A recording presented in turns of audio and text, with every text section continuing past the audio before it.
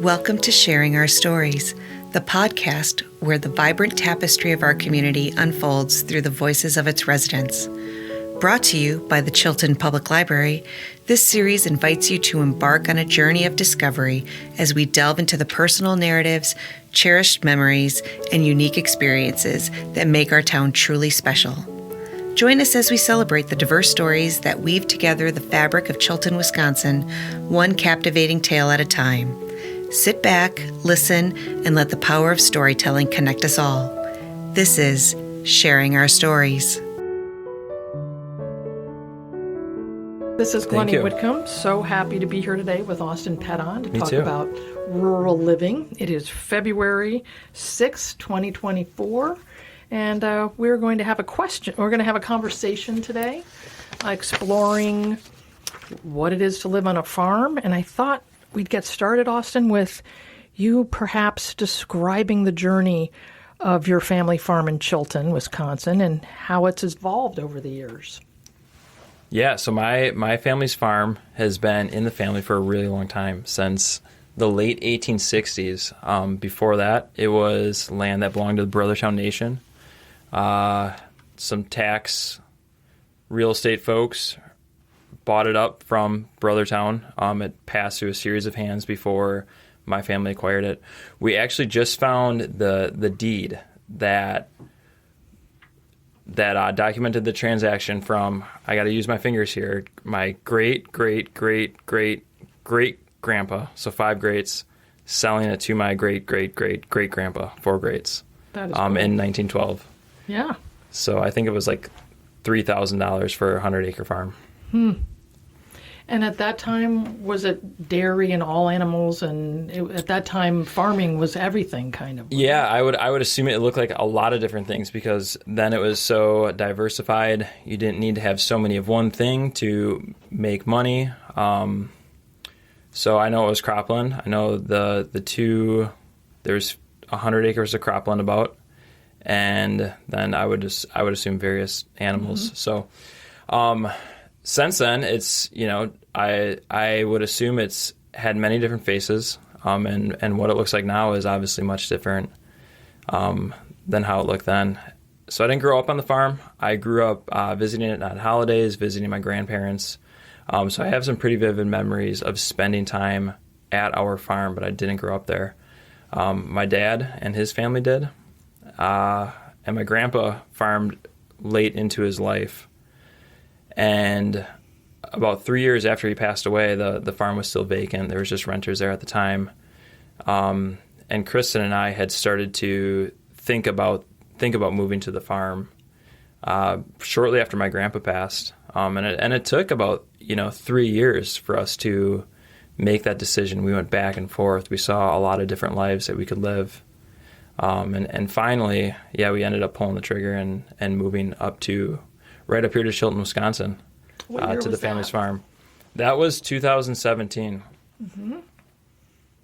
And there was a pivotal moment. Maybe we'll get to it later in this conversation, but that made the decision for us. I don't know if I've ever shared this story, but yeah. You have not. You were talking earlier about visiting your grandparents and maybe having memories of coming up to the farm and visiting. Do you have one on hand? Can you share a memory from your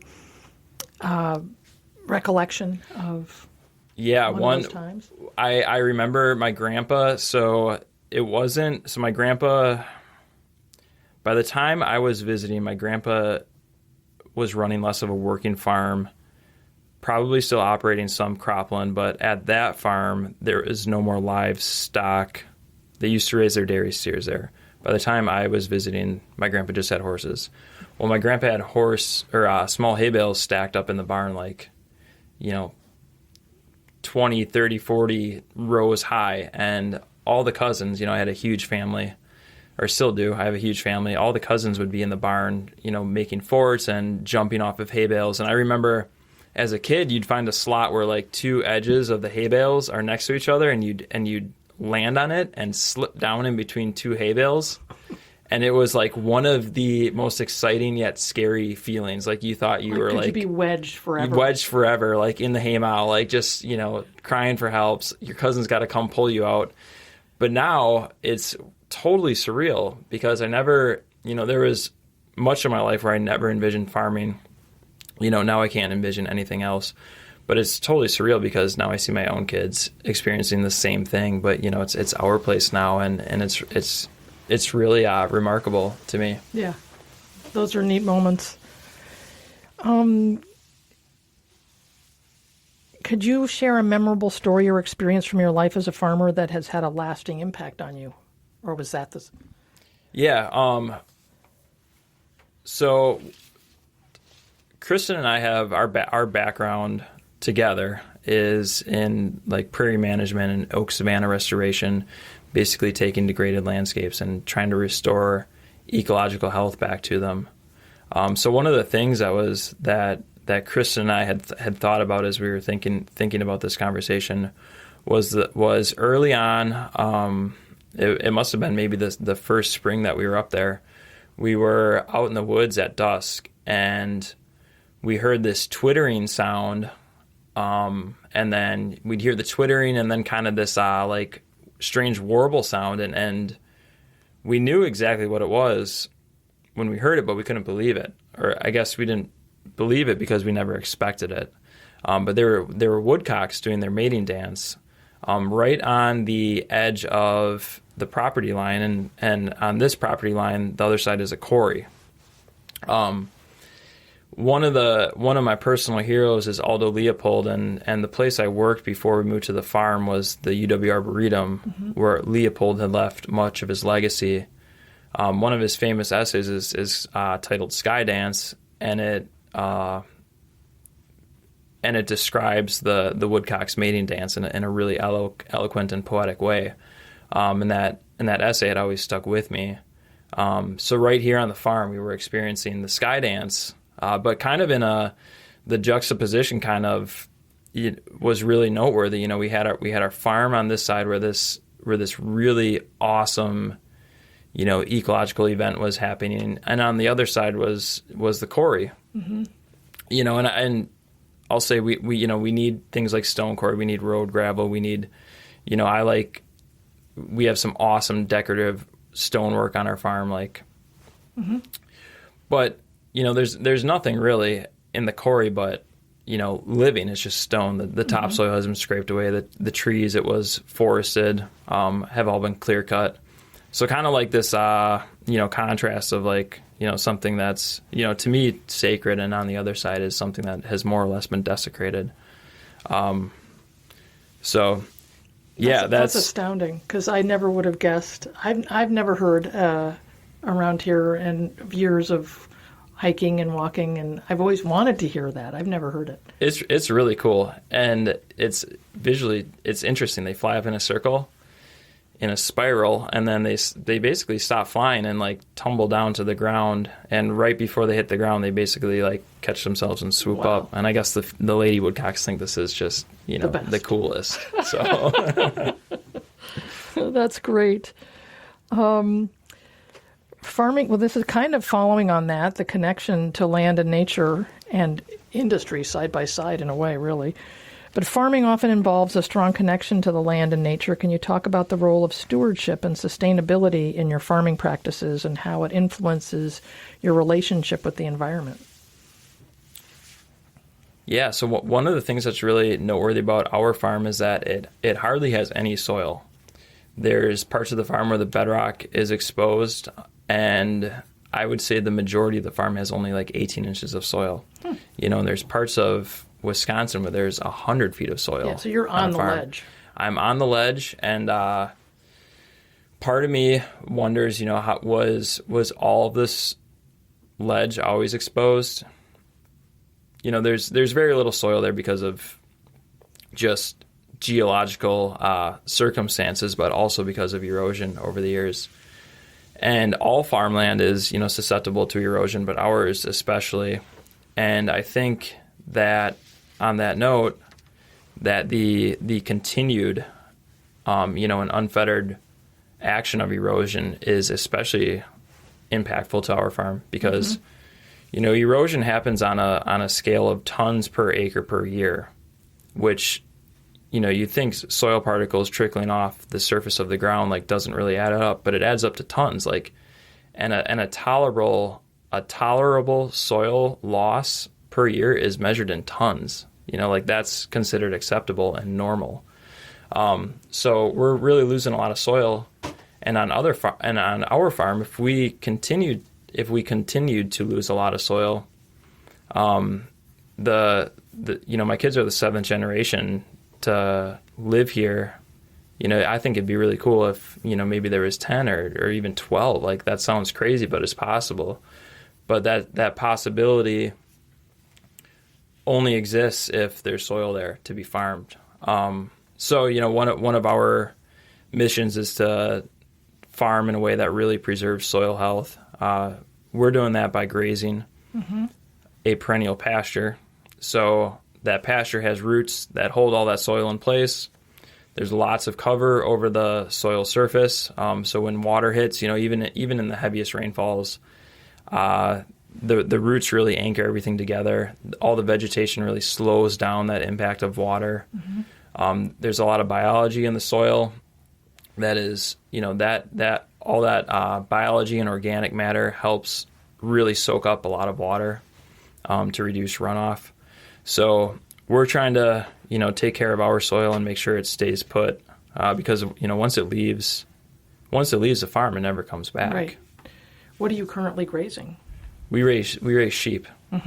So we've tried all sorts of things, but we started with sheep 2 years ago, and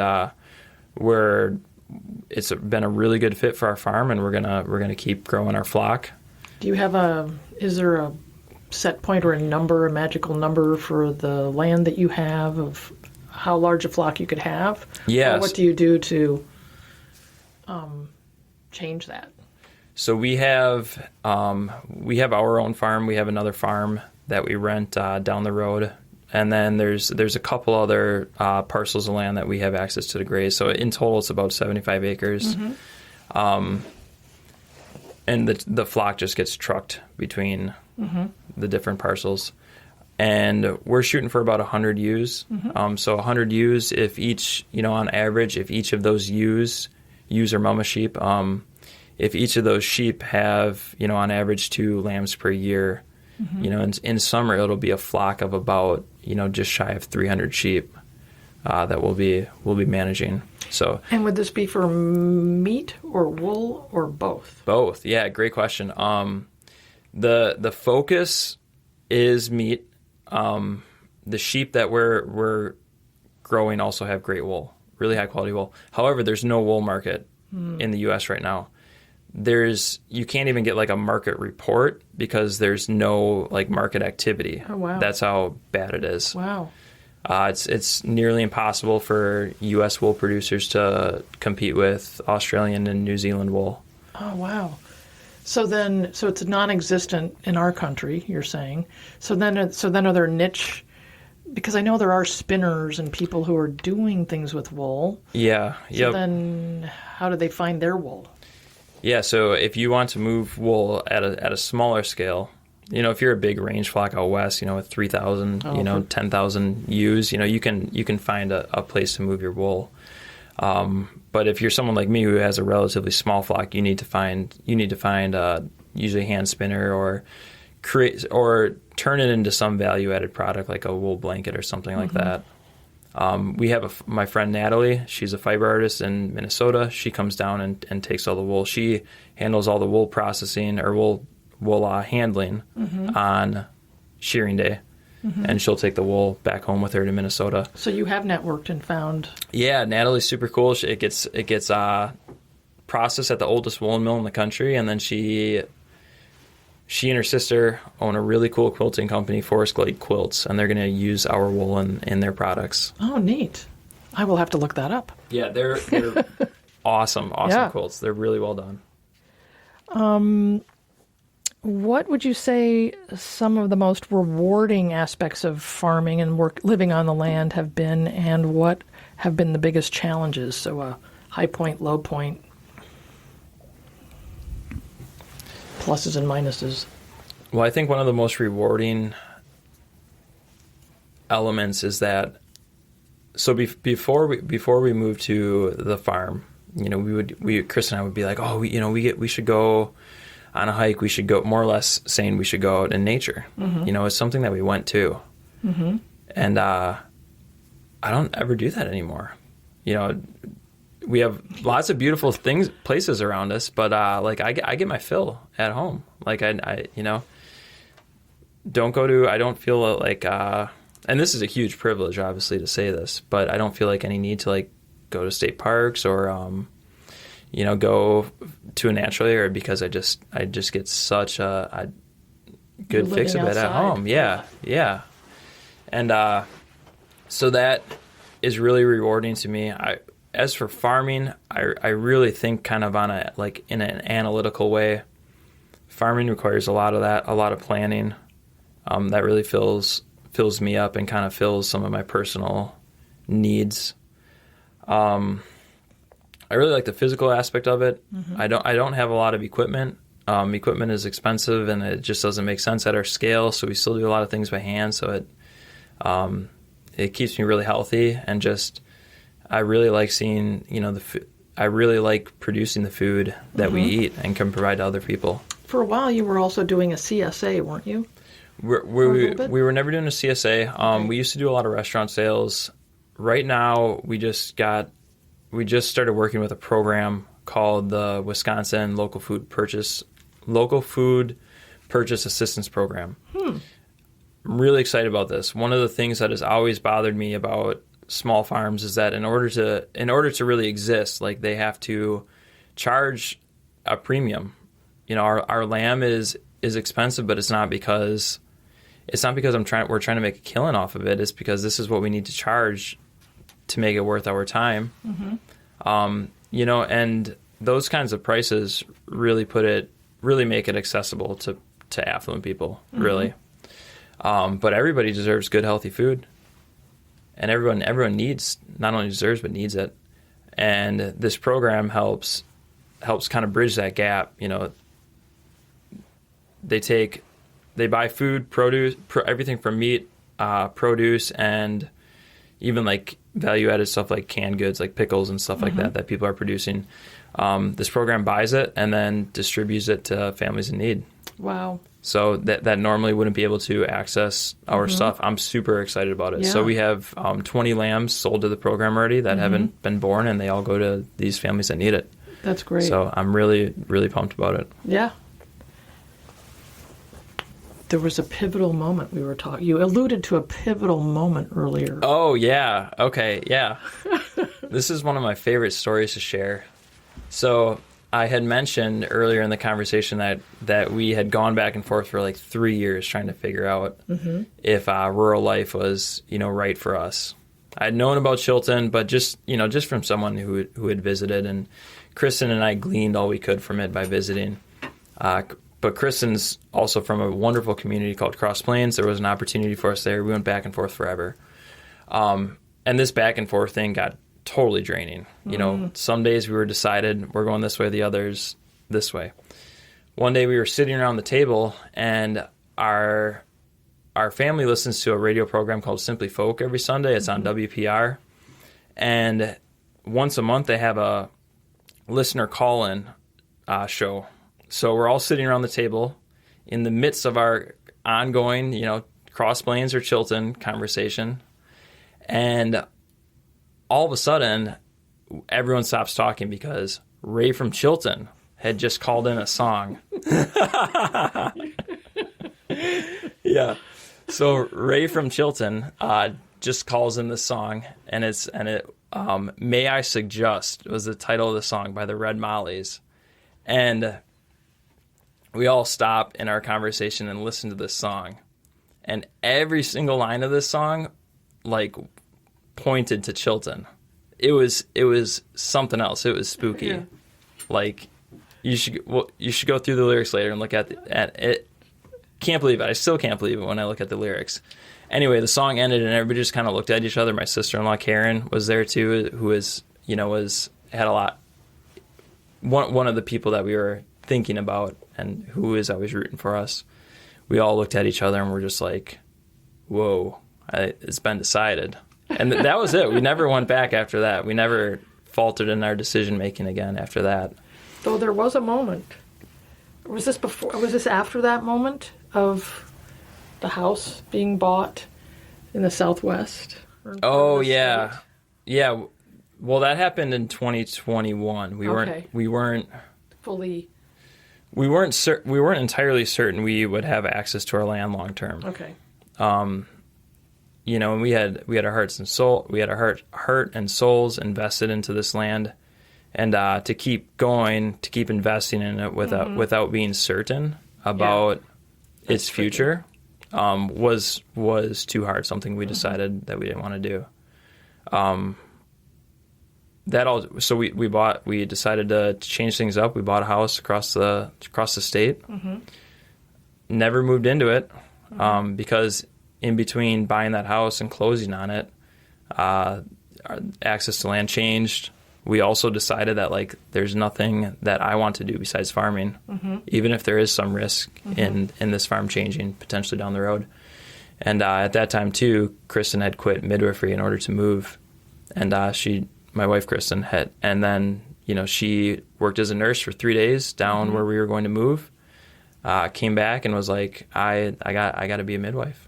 So, we decided then to really put down the roots here. And you also work. Who do you work for as because you put together grazing plans for different farmers, don't you? Yeah, I work for myself. Okay, so so tell me more about that. So I have a really cool consulting business that I started in 2021, and what I do is I find farms that are interested in converting cropland to pasture and help them facilitate that transition. So a lot of times it's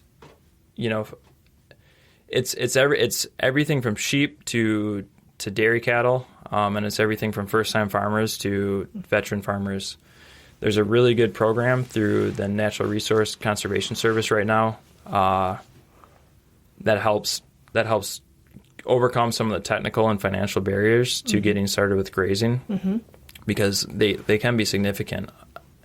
But what they need to get these farms into that program and offer that technical and financial assistance is kind of a blueprint on how they're going to transition their land from cropland to pasture. So that's where I come in.